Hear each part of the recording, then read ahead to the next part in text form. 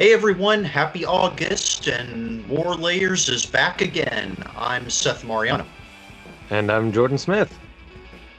And some of you have probably been wondering with this COVID situation we've been in, is Artists Unlimited going to have a show this year?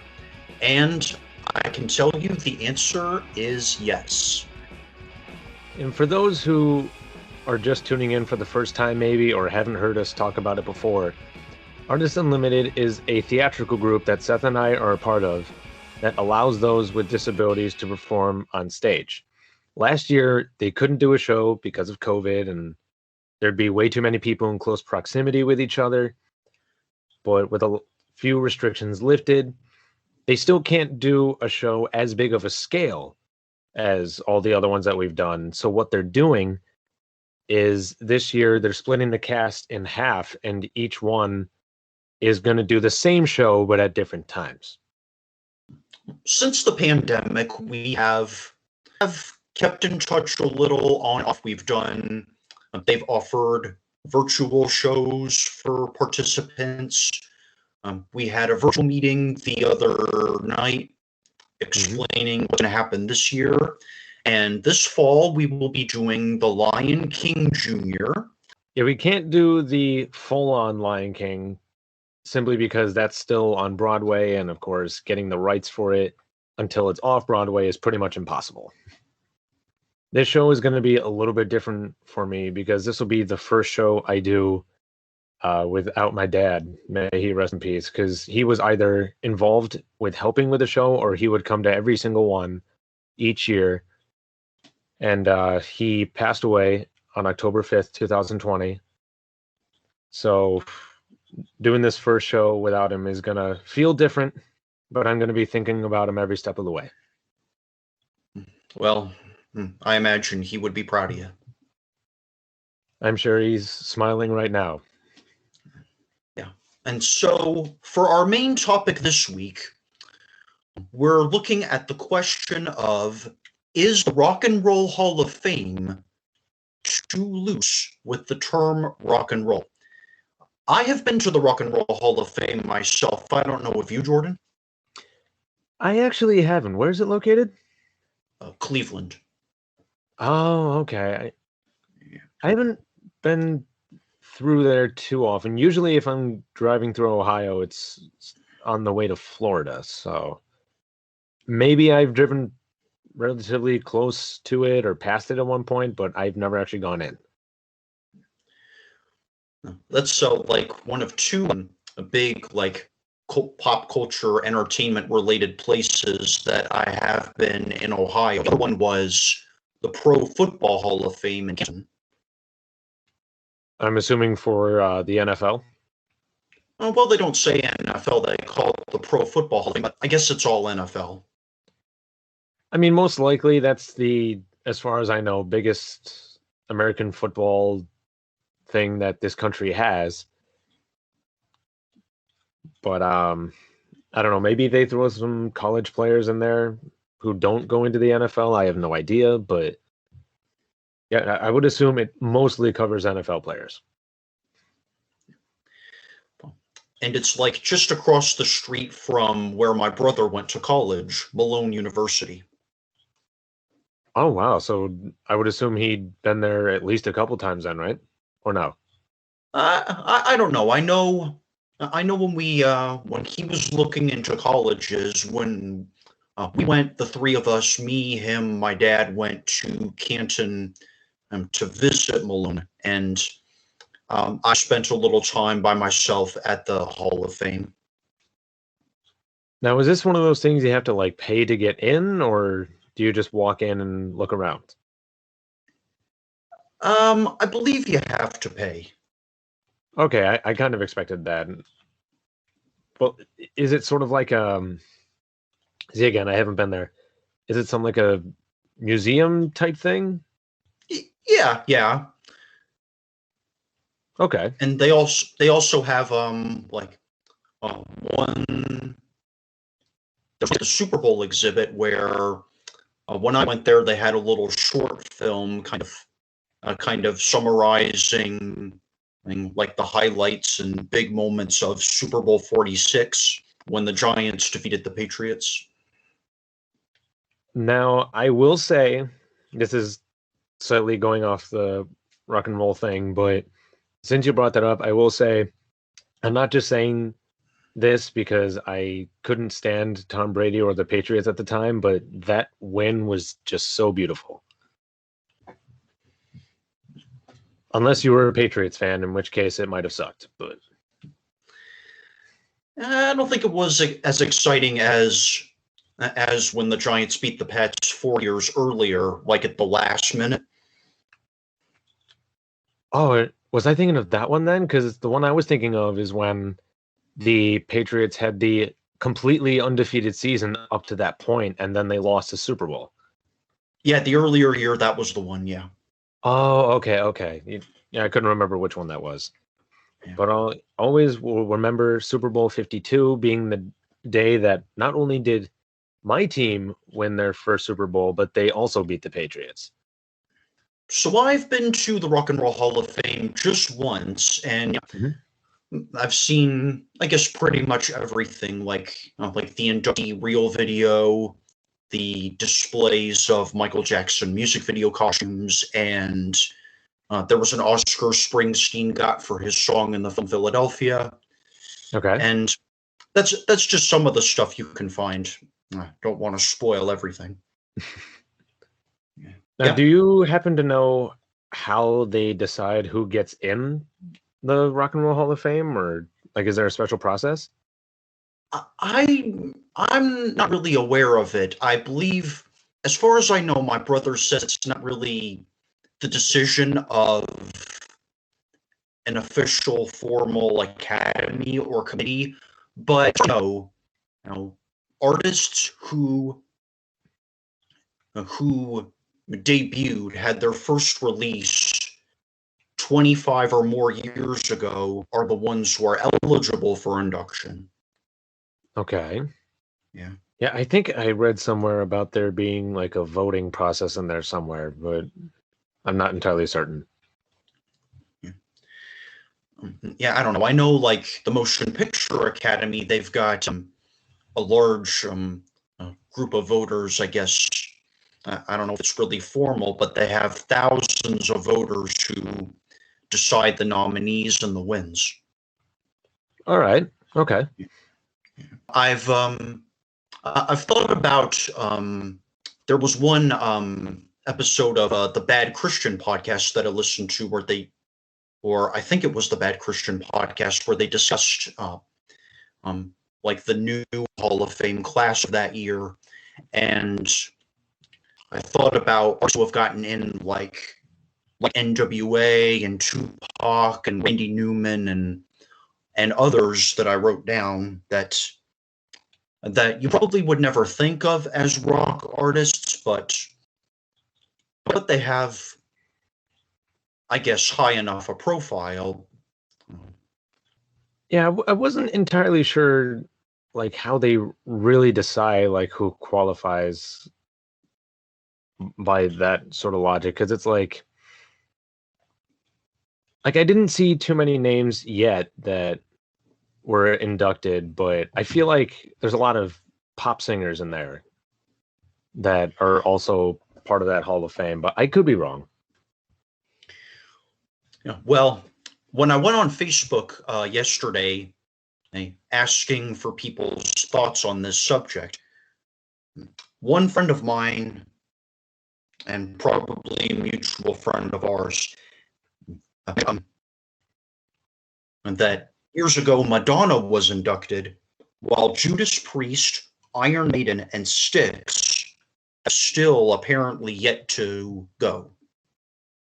It's kind of weird when somehow those who have been eligible for a long time don't make it, but someone who's been in the business for a much shorter time is practically thrown in. Well, I don't really know how long these artists have been active compared to each other, really, but true. They just seem kind of weird. Madonna's in, but those bands that this guy mentioned in that comment apparently haven't gotten in. Hmm. Yeah, I think probably because you think Madonna or you think of the music of hers that you've heard, you don't think like oh, well, you think more like maybe like pop or dance or something more like that. Sure. Yeah. I was thinking to prepare for this, like what is the definition of rock and roll? I think is that's a sort of question that this sort of begs. And so I Well, did some sure. research. I did some research and I found something on Google that kind of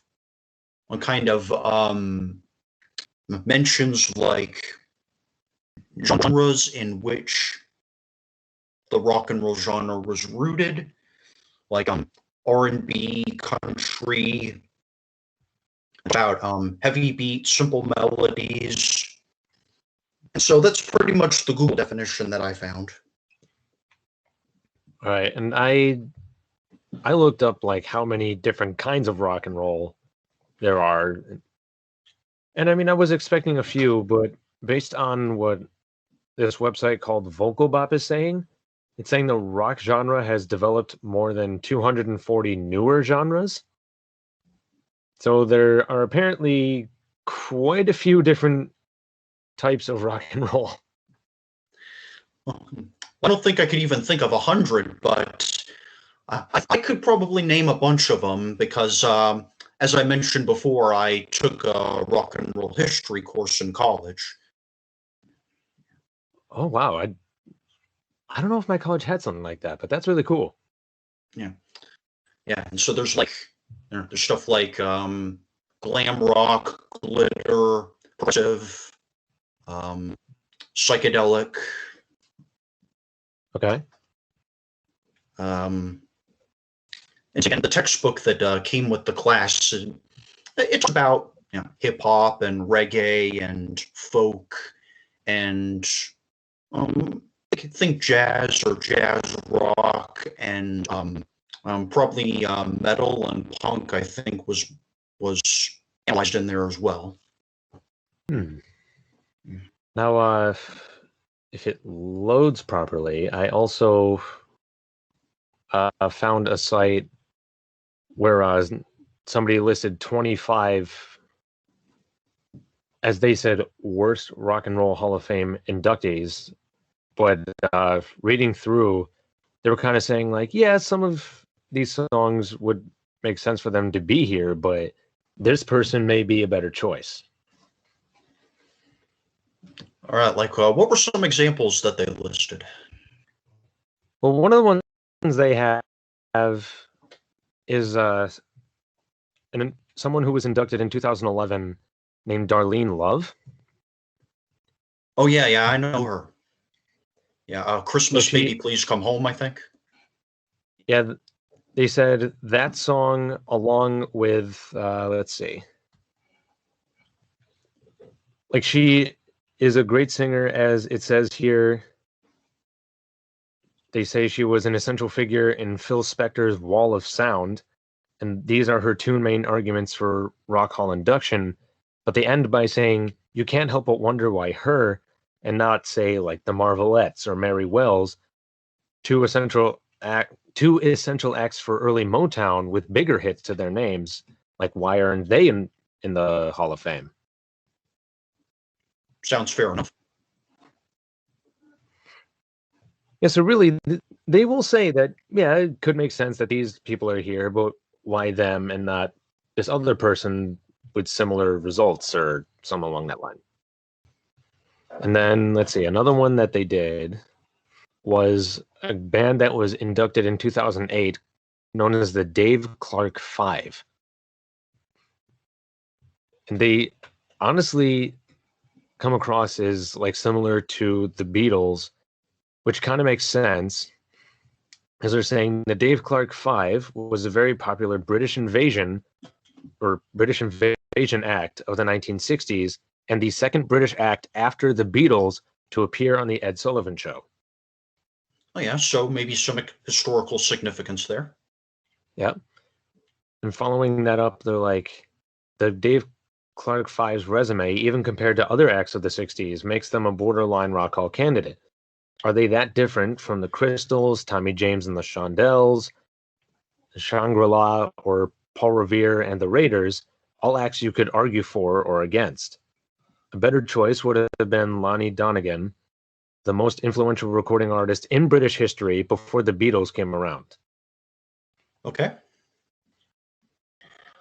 So, I mentioned before NWA, which, they're known for hip hop, and they're not known for like using like guitars or like metallic screams or anything that might scream rock and roll. Run DMC, I think, was also inducted. I think they're known for using plenty of guitar in there, so I think that made more sense to me. Sure. If you've seen Straight Outta Compton, the biopic of NWA, Straight Outta Compton. Oh, no. I have not seen that, no. Well, yeah. So it digs pretty deeply into like the racism NWA faced and how it influenced material that they made. And I was thinking like when I was in English class, I heard for an exam assignment or something that the teacher read us a sort of essay, I guess it was by B.B. King, The Legend of Blues, talking about his grandma's slavery experience and kind of how that connected to blues and how a bunch of genres pretty much rooted from blues. Oh, okay. Yeah. So I guess in a way you could probably argue that hip hop generally has a similar spirit to rock and roll, enough for it to be almost the same, but I guess it's complicated. And I feel like, I don't want to say rock has taken over, but there are multiple music genres that have sort of like a rock version of it. Like, I think I've heard of country rock. Although I gotta be honest, I would love it if there was rock in like pop music, because then it could literally be called pop rocks. I think maybe some artists in the past have done that, but right now I can't really think of any examples. Would Michael Jackson kind of do that? Like, I don't know if he's done like the traditional style of rock, but well, I think of like he's done. If you think of songs like Black or White and Beat It, those were pretty heavily rock. And he was another one of the artists I thought about. Does he count?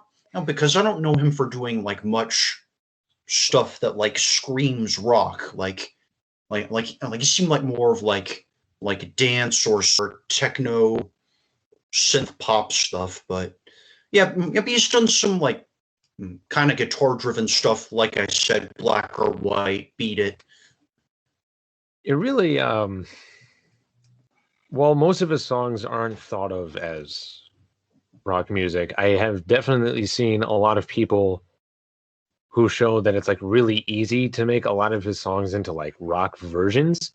Like, if you go on YouTube and type in a Michael Jackson song and then say like rock cover or guitar cover or something, then you'll see somebody doing it and it's like, you know what, that actually kind of works.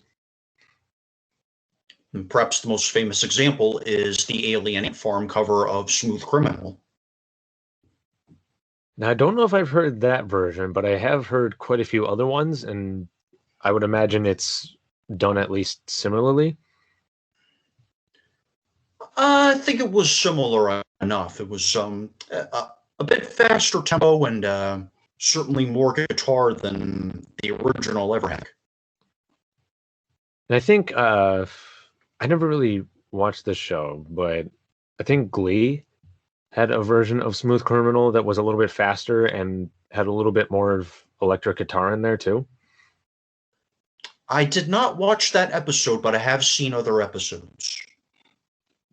Okay, so like, does Glee do that a lot? Like, they do different versions of pre-existing music?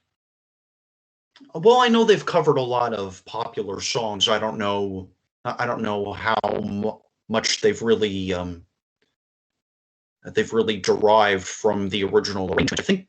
I think mostly they've just kind of recreated the songs as we've known them to sound like. Okay, yeah, I get you. Yeah. Listed artists like the Bee Gees, Earth, Wind and Fire, Jimmy Cliff, and Randy Newman, as I mentioned before. Sure. Here. Yeah, Bob Marley. And those will probably come up in documentaries and in that rock textbook that I mentioned from college. And they're all in the Hall of Fame. And I guess, I don't know, maybe it's debatable whether they count. Yeah, I would say that too. I mean, I know Bob Marley used some guitar, I think, in his work, and Randy Newman had a song called "I Love L.A.," which has a pretty big deal of guitar in it, I think. All right, I'll have to check that out then. Yeah. All right, so I'm also looking at this other website that talks about like Rock and Roll Hall of Fame snubs, and I at first had no idea that actually like meant or anything, but I guess a snub is kind of like a repulse. So in this case, it's like they're left out of the Hall of Fame, even though they, according to a lot of people, shouldn't be. And the first one that I'm looking at was apparently Mariah Carey, which is interesting because I didn't think she did rock and roll music. I guess I've always thought of her music as more like R&B pop stuff. Sure. And so it amazes me that I get to this website here that talks about Rock and Roll Hall of Fame snubs, and the first thing they show is a picture of her, and underneath it says Mariah Carey still not nominated. It's like, I'm just wondering, why would she be? Because again, I didn't think she did a lot of rock and roll, but maybe to a lot of people her songs are. I have no idea. Well, I mentioned her being like R&B. If you remember, the Google definition I mentioned talked about like roots and rhythm and blues, so that might not be a bad idea. All right. Yeah. What's interesting, though, is that as I'm looking through here to see like which snubs have, or rather which bands or performers have been snubbed up to this point, they also tried to come up with a reason as to why they haven't been inducted yet. And one that I'm looking at is Kool and the Gang. Do you know who that is? Oh, yeah. Celebration, Get Down on It, those songs. Yeah, they listed some of their staple songs there, and those were definitely two of them.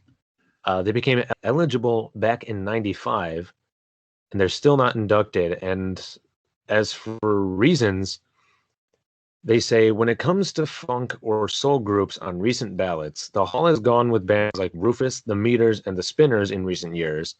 All three of these, also very worthy groups, have been nominated multiple times without induction, so maybe the priority is getting them in first. Well, as you were talking about like those similar groups, one that came to my mind was Sly and the Family Stone. Probably best known for the songs "Thank You for Letting Me Be Myself Again" and "Everyday People." And they sound like they have a similar, or had a similar sound and they're in the Hall of Fame. They were inducted in 93. Mm-hmm. Yeah, so it would make sense, probably, I think, to induct Kool and the Gang. Yeah, I would probably put them in there. Then another one that caught my eye was Barry White. Like, I don't know too many of his songs, but a lot of people who at least have heard his name are familiar with the fact that he is known for his really deep voice. In fact, do you remember in Shrek the Musical when we did it, how Donkey is like singing like how Shrek's got to make a move, and then at one point he's like, "Shrek, I know you can't hear me right now." You know that whole scene? Yeah, that's like one of the big Soul Train numbers of the musical. Yeah, when he does that like really deep part when he's talking to Shrek, even though Shrek can't hear him, the idea behind that was to sound like Barry White. They're saying possibly the reason why Barry White hasn't been inducted since he became eligible in '99 was like it appeared as though, for the most part, in recent years, the Hall's priority has been to induct artists that are still alive. Because White passed in 2003, and it seemed like a good chunk of the inductees in recent years were still around. But then they also listed some exceptions like Whitney Houston, Notorious B.I.G., and T-Rex. And the Notorious B.I.G. kind of surprised me because he was more of a rapper than a rock and roll artist, I thought. Yeah, so I thought. But maybe he's done some rap with rock music in it or something else. I'm not sure, but who knows? I haven't listened to much of his stuff at all, honestly. I just know the name. You know, that reminds me of there's a line that Toby Mac raps in the DC Talk song "I Love Rap Music." As like something like rap has moved from the block. Some mix it with soul, others mix it to rock. Interesting. Yeah. So I guess like there are a lot of instances then where rock is kind of infused into other genres a little bit. Oh, like DC Talk was pretty much notorious for that, blending rap, hip hop, and soul.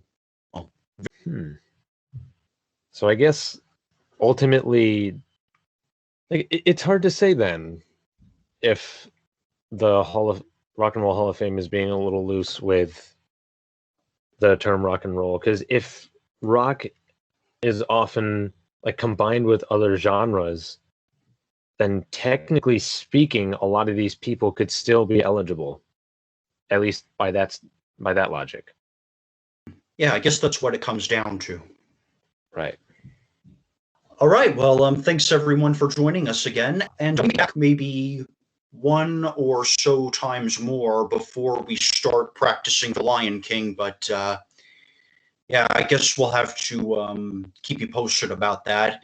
In the meantime, enjoy all of our fully completed and uploaded episodes on YouTube, Spotify, Google Play, and Facebook. And I'll try to be more consistently on Facebook ahead of time. I'm asking you guys to chime in, send questions, comments, suggestions. If you would like to be a guest on the show, or if you have certain comments or questions you want us to respond to during an episode, we'd like to hear about those too. Okay, we'll see you next time. Thanks again for streaming, and we'll see you again soon. Take care, everybody. Enjoy our other episodes, and we'll see you soon.